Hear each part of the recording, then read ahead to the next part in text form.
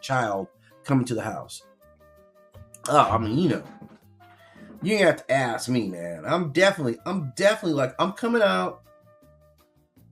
If there's a lot of people out there, I'm not gonna do this if it's just her. If it's just her, because I know she'll kill you. Like, she has no problem, probably wants to kill some black people, but I would come to the door and be like, "No, you ain't getting in here." Like, immediately, like, yeah, it's no hesitation.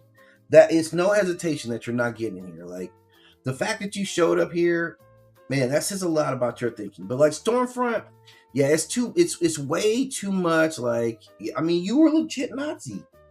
Like, you being a Nazi, that's not even a joke, right? Like, you being a Nazi was a real thing. So in this scenario, like, and I'm expecting some retaliation, like, whatever it is.